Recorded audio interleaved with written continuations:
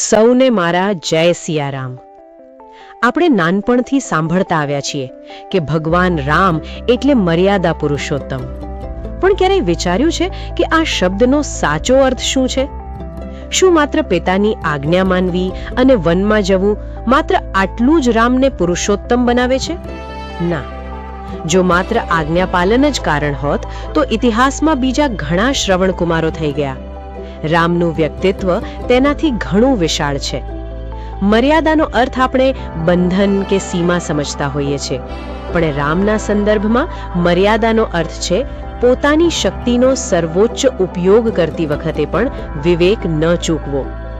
આજે હું તમને રામજીના જીવન વિશે એવી વાત કરીશ જે સાબિત કરે છે કે શા માટે તેઓ યુગો પછી પણ પૂજાય છે. પહેલી વાત, જે આપણે ઘણીવાર ચૂકી જઈએ છીએ. રામનો રાજ્યાભિષેક થવાનો હતો અને અચાનક વનવાસ મળ્યો. સામાન્ય માણસ શું કરે? ગુસ્સો, વિદ્રોહ અથવા કમસે કમ ફરિયાદ. પણ વાલ્મીકી રામાયણનું એક અદ્ભુત તથ્ય એ છે કે જ્યારે રામને વનવાસ મળ્યો ત્યારે તેમણે કૈકેયી માતા પ્રત્યે એક શબ્દ પણ અપશબ્દ નહોતો ઉચ્ચાર્યો.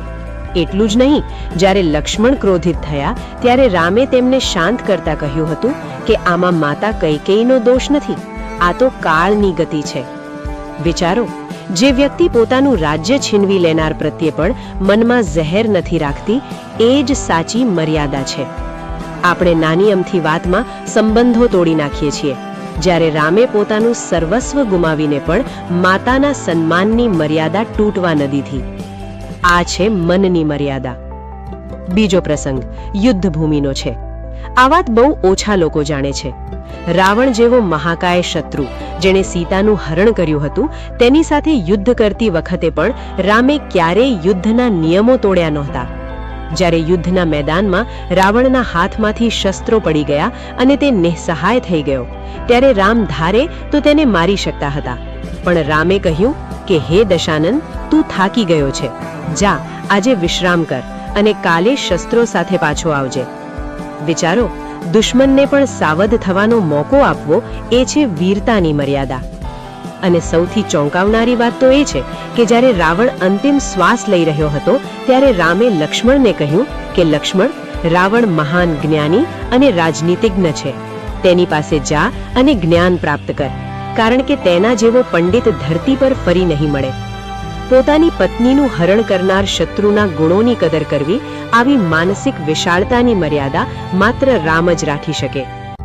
ત્રીજી અને બહુ મહત્વની વાત, રામ પાસે બ્રહ્માસ્ત્ર જેવું વિનાશક શસ્ત્ર હતું. સમુદ્રને સૂકવવાની શક્તિ હતી, પણ રામે ક્યારેય પોતાની શક્તિનું પ્રદર્શન નહીં કર્યું. જ્યારે સમુદ્ર રસ્તો નહોતો આપતો ત્યારે રામે 3 દિવસ સુધી સમુદ્રની પ્રાર્થના કરી. શું કામ? કારણ કે તે મર્યાદા શીખવવા માંગતા હતા કે વિનય એ કાયરતા નથી.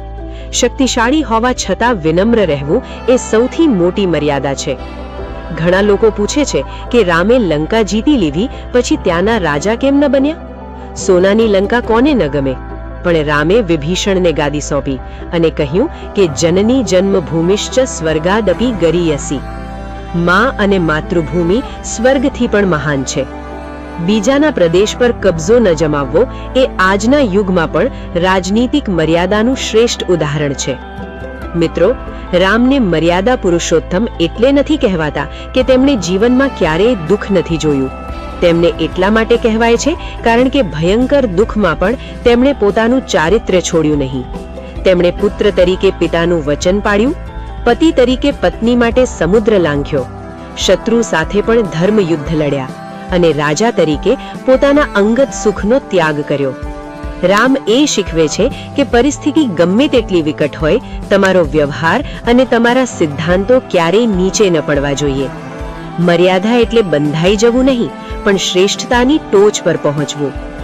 ચાલો આપણે આપણા જીવનમાં રામના આ સંયમ અને વિવેકનો એક અંશ પણ ઉતારી શકીએ તો આપણું જીવન સાર્થક થશે.